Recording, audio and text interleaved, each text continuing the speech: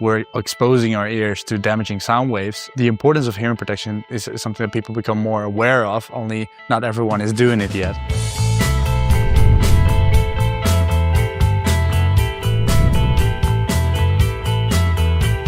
Bob and Nick, thank you guys so much for joining me today. We are here to talk about your multiple companies, Hears, Dore Rose, and kind of how you guys are building this multiple brand ecosystem together. So thank you for joining me. Thank you so much for having us. So let's start off with just a little bit of an introduction. For people who don't know you, haven't met you, how do you explain who you are and what you guys do together? Want to start off? I mean, Bob and I have been friends for a very long time, since we were 12. Kind of knew already that we have big ambitions, both individuals, but we both have like complete different career path. I was already into the D2C space, marketing space, since I was 21, 20-ish. I'm now 29. So I got used to selling products online, and Bob worked for Super 73, a completely different career path. And we always been living together, and we always said, like, you know, once the opportunity gets there, we will definitely do something together and bundle our expertise, basically. And that's how we started in the beginning with Dore Rose, and eventually the entrepreneurial mindset that we both have, we grab every single opportunity that we have, and that's how we eventually also turned or how we brought Hears alive, basically, and along the way trying to find our ways. Yeah. And for you, what was your background in prior to launching these brands? Like, we've always tried stuff, selling online. Like, even I started my first brand, my first e-com experience was when I was 16.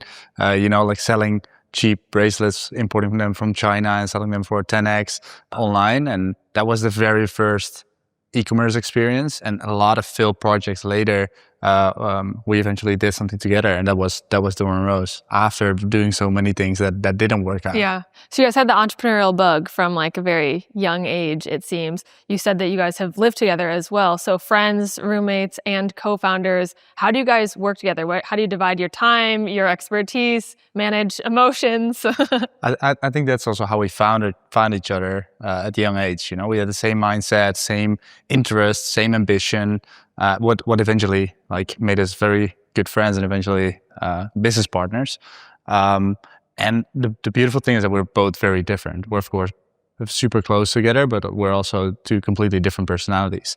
And that also comes with a different skill set or different talent or different things we're good at. Yeah. And I think that's what creates that synergy in what we're doing now. And what's creating the magic here. So what are the different personalities? What are you each good at? Can you give me like a rundown of the dynamic? It's hard to describe. But Bob is definitely the creative. Okay. Like, he can bring ideas into reality by just, sitting down with his creative mind. And I'm just more like, we both like visionary and growth, because we both have the experience in, D2C e-commerce. But I would say I would position myself more in operations, building systems, structure, hiring. And that's something that became eventually super important, to also being able to manage multiple things by hiring the right people. Otherwise, you're all over the place as a founder. So, we also developed the skill set in the early days to be a little bit good in everything, right? And eventually you start to build your own expertise. So I would love to talk about Hears first. You guys have an earplug company, filtration device essentially, but give me kind of from your guys' perspective, the importance of this, what exactly the products do, and why this was something that you wanted to bring to the market. Yeah.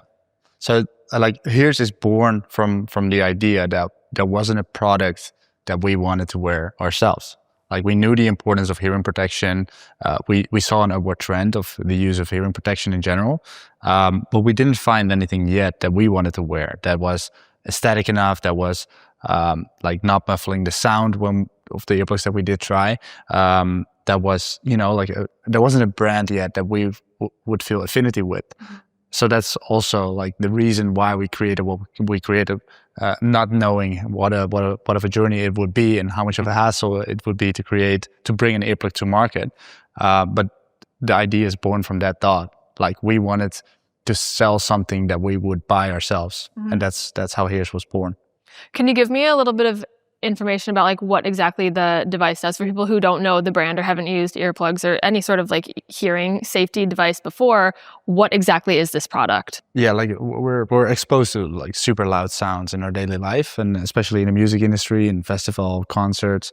We're party goers ourselves as well. Yeah. We weren't aware before, and we saw other people wearing earplugs, and we're like, why would you?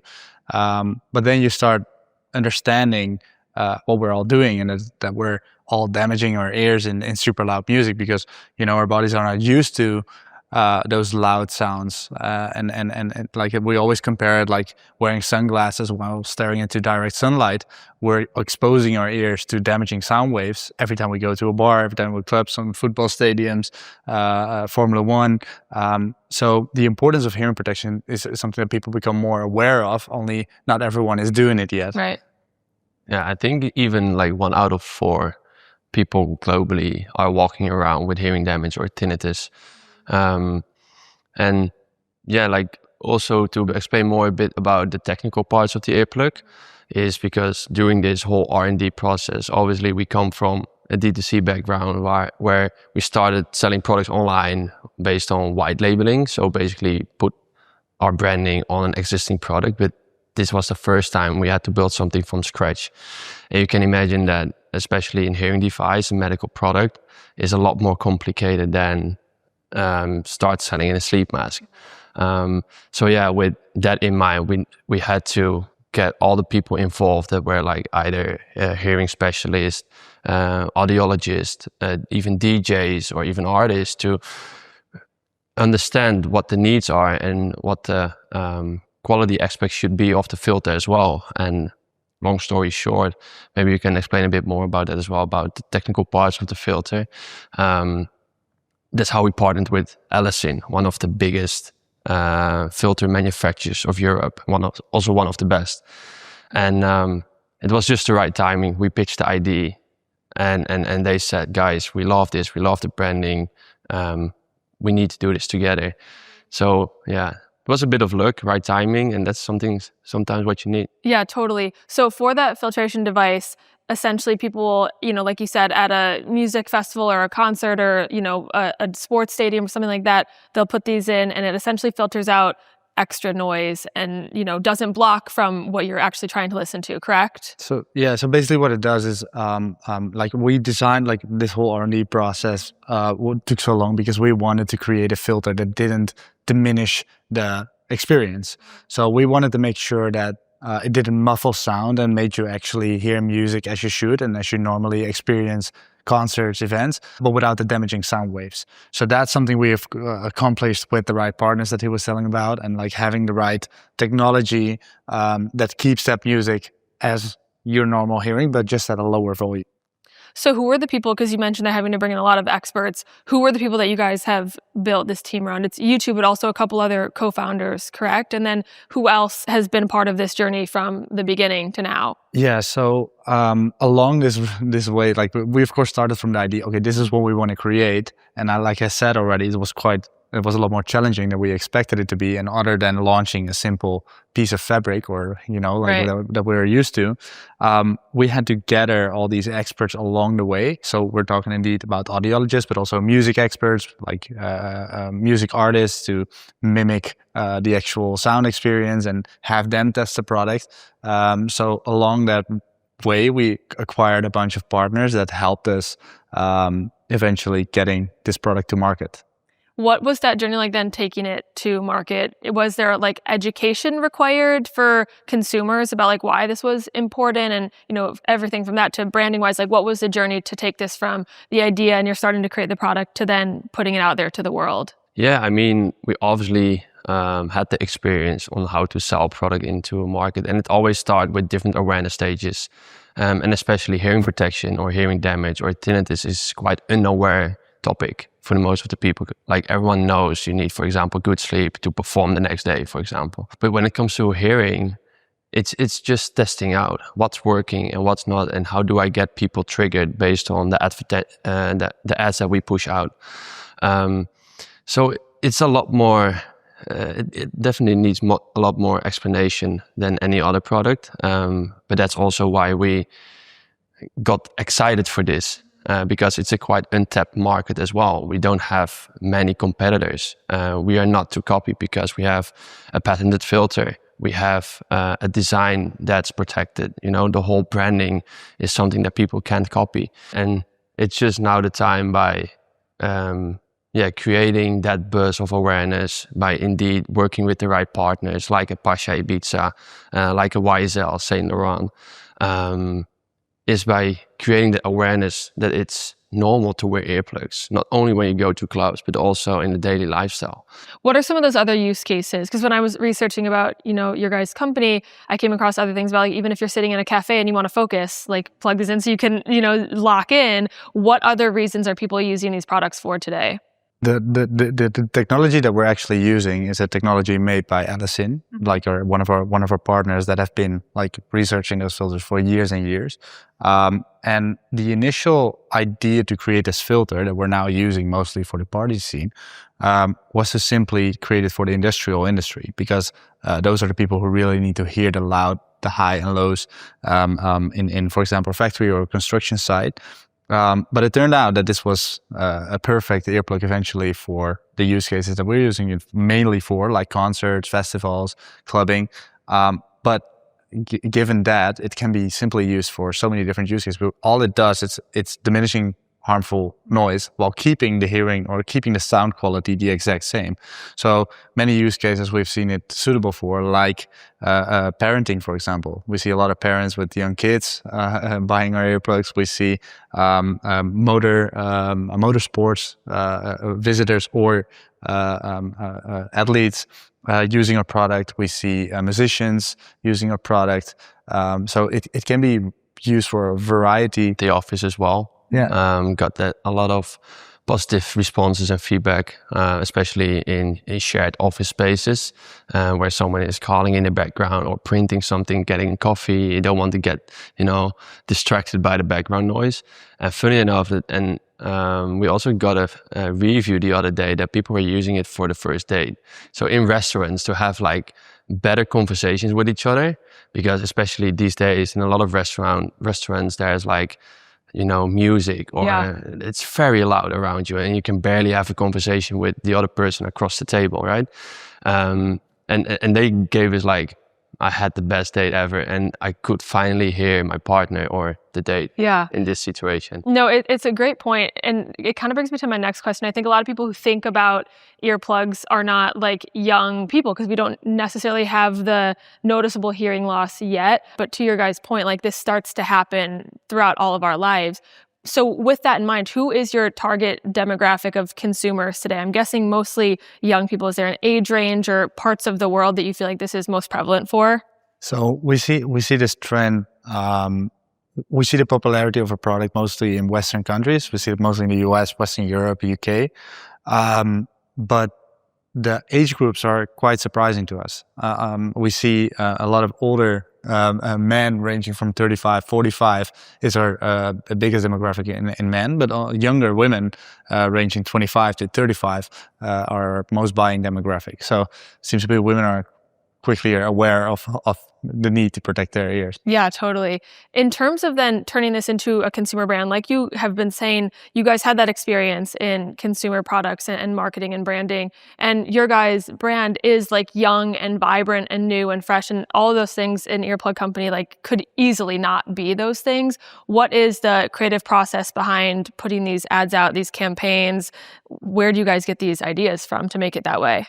So we have a systematic approach to how we're building our brands, and it's also how we build Dore Rose. We wanted, we basically take boring products in essence. I mean, if you think about it, like we're selling pillowcases, sleep masks, we're selling earplugs. And if you think that as a product on its own, it's a very boring product. We just imagined the best possible outcome of each of those products and made it as exciting as possible. So we did that with our sleep mask and designing it in a way and using the right materials, but also with our branding itself, positioning it not as a bedding brand, but more as a beauty brand in that sense. And we did the same for ears. We just started from the bottom and we imagined the best possible earplug on the market, and we reached as far as possible for that. And the same goes for our branding or content, everything we do around it. What do you think works today in terms of, especially marketing on social media? What is attracting consumers? How are you getting people to like take a second glance at what you guys are selling to them? There are so many different ways to test out what's working and try the different hooks to grab the attention, right? In the first 3 seconds. It's the most important for us as well is to stay close to the brand and the vision, and what kind of content we push out there. Because once it's on social media and available on the internet, it's available for everyone, right? And Bob is doing an amazing job with that, being really the creative director in that essence, to go double down on the content and what's going to be pushed out there. What is the vision? Yeah, like also to answer your question, like how does it stand out, or like how we literally make it stand out. So we're like in everything that we do, we look at what is the market doing, and like what are our competitors doing, and we try to do the opposite of that. You know, like not the opposite, but making it truly unique in every little part of the brand. So also when it comes to customer experience, when it comes to the content we put out, we really want to make it a one of a kind. Mm-hmm. What have there been any moments that you feel like you've really done that in a good way, or something that's really worked, or a risk on a campaign that you feel like has really taken off by doing so? Not that for here specifically, we haven't taken too much risks yet. Also because it's only 1.5 years old, since 1.5 years ago since we launched it. But we do it by creating those wow moments. Yeah. And many of those are like the campaigns that or like the collaborations that we achieved. Like for example with Pasha or an Yves Saint Laurent. Those are the wow moments where people are like, okay, what's this brand doing? Yeah. And slowly now we're evolving that into our actual campaigns as well, and like the content we're putting out, the events that we're hosting. We want to create that wow effect. Can we talk about those partnerships a little bit? How did something like with a brand like YSL come to be? Why were they interested in partnering with you? Why was it the right fit for you guys as well? So, like, to be honest, like those brands weren't interested in working with us in the start. It's just and these are also not the only brands that we've reached out to. We just made sure that we had a complete plan for them, and we had like a clear explanation of how we would foresee a partnership and why they should be doing it. For example, with Pasha or with YSL. But the big secret is just like going relentless on emailing them and calling them until you have the right person on the phone. And then once you get those 30 minutes to pitch, you make sure you don't mess it up. How do you nail that pitch? Because I think that this comes up with a lot of founders, whether it's an investor call that they have or a partnership or a retailer that they want to sell their products at. What do you guys feel like you needed to really sell them on this? Do you have any advice for other, up and coming brands trying to do the same? Yeah, so if you have only 30 minutes, make sure it's frictionless as possible, and present your idea on a silver platter. Basically by having already the 3D design printed with, for example, the cherries on the top of your product, making sure that the campaign is already visualized, how we're going to make together something super beautiful that will be shown to the whole world. And that's something that we have done for like both brands. They almost couldn't say no because it was so good. And it was also, the product market fit was there as well, especially with, for example, the Pasha. And yeah, with YSL, it was just kicking in a door and 40 emails, and then Bob got it. And this goes for everything that we're doing, right? Like it's not just like these collaborations, but also the campaigns that we're doing, or even the people that we hire. A lot of it is just pre-work and making sure like the other party can barely say no. Yeah. And they will still say no. Like there's still like big brands that we try to work with, of course, that we put a lot of effort in and that didn't work out. But this is how we approach every part of the brand that makes us that gives us a lift. Elevates you totally. Where are you guys sold today? How are you thinking about D2C versus retailers versus other ways to kind of reach the consumer base? So for like we have two completely different brands, right? Dore Rose is a much more retail product compared to Hears. Yeah. Hears is being sold more on festivals or events or in clubs. When it comes to B2B sales, Dore Rose is sold in many big warehouses and boutique stores, hotels. We managed to get our product there into the most prominent hotels in the world, like Four Seasons, Belmont. We are selling our product in the Guerlain spas. So it's a much more suitable product for in-store buying, I would say. And your question on how much of an important that is, I think it's super important because like every channel that you're able to sell or like show your product is extremely important to get that omni-channel marketing, and it contributes to each other. So once a person sees our product in a store, and next time he sees an ad, that person buys it online. Yeah. So it's a marketing channel for us, while also a sales channel. So it needs to coexist. So do you guys have B2B sales for both of these brands, or Dore Rose specifically? Yeah, For both. Both of them? Yeah, I mean, it's also very suitable for corporate gifts, for example.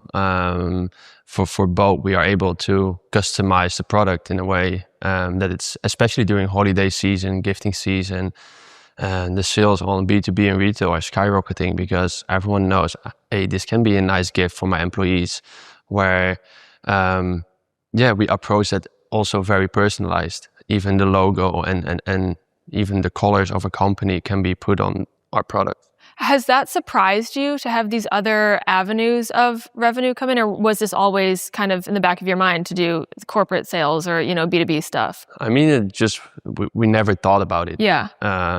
We just got the first order and was like, hey, it's good money. yeah, it's good money. It's actually a good business model. And then obviously the sales team is approaching that in a way bigger way now. I mean, B2B is such like moving boxes where we, on B2C level, we need to fight every single day to reach that target. And by B2B, we can forecast way easier. We know on average what kind of money is coming in every single month based on the retailers we have. So yeah, it's definitely a great part of your business model. For the D2C side of things, is that, especially for Hears, is that a larger portion of revenue or no longer large? Has it ever been a larger portion, or how has this like shifted as you've gotten more of these orders in that you're like, oh, this is actually a good business model? Where have your priorities gone, and then how has that turned into finances coming in? I think it's become more important, the B2B side. Because it's a much smaller portion in terms of revenue, okay, but relatively a much higher profit percentage. And yeah, we are having the teams benefit of each other as well. Like our KPIs are also based on each other's performance, the B2B, and also to not make that split, for example, because in the end it's a team play, and you manage your margins, your pricing based on both the interests of D2C and B2B. So it coexists, and we treat it as equally important. Yeah. Talking about Dore Rose for a minute, this is your sleeper brand that you guys started prior to Hears. What were some learnings, and you guys have kind of alluded to this, but what were some learnings that you found from that first time starting company together that you feel like have been really important to integrate into now building Hears? Yeah, so many. And especially like how to launch a brand properly, and also knowing with what kind of people we can make this happen, what kind of agencies we work with. Also making an actual business plan. Something we have never done that with Dore Rose. That took us 1 year longer to understand. Okay, what kind of products and pillowcase sizes does this market need? And with Hears, we knew from the beginning where to serve a product and what kind of ads we need to run and which demographics. So definitely a big part is the research. Actually doing the work before you launch. Mm-hmm. You mentioned too that you didn't know how difficult it was going to be before you guys started the brand, and it's something that founders tell me all the time. Like, if I knew, I would have never started this in the first place. But you guys keep coming back and doing more. So, what is it about building brands that excites you guys? Why, despite all the challenges, do you keep starting more? So there's, like, speaking of challenges as well, like you have like a pack of challenges that you overcome in your first brand, and that you don't have to do in the second one. So the second brand, launching the second brand is all the rookie mistakes are all off the table. However, our products are so different. It comes with a lot of different challenges. We have a lot more legal aspects, a lot more financing aspects, a lot more R&D developments in our second brand. So it was a whole different stack of challenges that we didn't foresee, because we chose the second product as well based off, what is a good e-commerce product? Because we knew from our first brand, lightweight products, not having too many sizes, different color options, problem solving, being able to communicate it on ads. There's a whole range of things that we say, okay, this is a good product to sell online, a good product for influencer marketing, good product to market on socials. But then there's a whole different stack. And I think that's the excitement as well. There's also an excitement in overcoming those challenges and creating something that no one else is creating. And actually we get most of our joy of creating products that actually benefit people. We have people coming up to us, how happy they are with our products, both for Hears and Dore Rose, how we changed their sleep, how we, how much they love our earplugs on this concert that they went through. I mean, there's nothing that beats that. So yes, it's been challenging, but I would do it all over again every time. Yeah. And something to add, what's also a lot different if we compare brands with each other. With Hears, we need to have a lot more patience, right? By, for example, we are developing right now a sleep earplug, but we started this already a year ago. I mean, the entry to market with Dore Rose is so quick. We can come up with a new product range today and it's launched next month, because everything is so smooth and in control, where we basically indeed put pieces of fabric together into our branding, but with Hears, the R&D process is way longer. And that's sometimes we find very challenging, because the person that we are, we just want to have action next day. Mm-hmm. Have you guys talked about fundraising at all, or like financial modeling wise, is investors, are investor people you're talking to? What has that kind of journey looked like? So also a completely different journey for Dore Rose and for Hears. Dore Rose is bootstrapped, so we're there's no external investors. For Hears, it's another story, because we needed the funds to actually start the R&D process prior to the product as well. And like Nick was saying, the R&D process is still going on. Right. There's still a lot of money needed and a lot of cash flow needed for realizing a business like this. Also, completely different business model, completely different challenges coming with that. We're talking to VCs, and we're talking to angel investors to also speed up that process. Have you raised any money yet, or you're in talks still? Yeah, prior to we did a small round as well. Yeah, some angels. Mm-hmm. We are in the middle of a new round, actually. Okay, so gotcha. For the people watching. Yeah, hit you guys up if they're interested. When you guys are looking for some of this more funding to come in, what will that go towards? More of the R&D, more of this marketing? Like, what is the strategy for growth here on out? Mostly R&D. Okay. R&D and marketing, I'd say. That comes together. The way we operate our businesses, it's a lot of ad spend, and there's a lot of marketing money going into that. So launching new product and getting stock, it all is in the same. And that's also one of the reasons why we could grow that fast in the first year to 7 million in revenue in the first operational year, basically, because of the marketing efforts and because our product is so good and the retention is high. Even though it's quite a new market for a lot of people, it's still saturated with some competitors that are around us. So we also want to have those quick wins and have that piece of market share very quickly. We could do it in the same way as we built Dore Rose, but then it will take way longer. And we see the potential in the upcoming 3 years. So we just want to grab every single crumble that's on the table. Yeah. We know we have a better product in so many ways than what's on the market. So we also want to take that market. So as you guys are building in Europe, you guys are from Amsterdam, building in Europe, mostly in the UK, but also consumers in the US. How are you thinking about these different regional components to building your brand? How is it different marketing, product development wise? What are these different places looking for as far as your company goes? We're probably the best example for that because most of our team is remote all over the world. We have talent all over the world and from many different cultures and countries. And so are we. We're constantly we're not constantly in one place because we like to have the environment in where we are also, like having our daily routines and living a life that's also nice outside of, those long working days. And I think that's for that reason, I don't think it matters too much as it used to.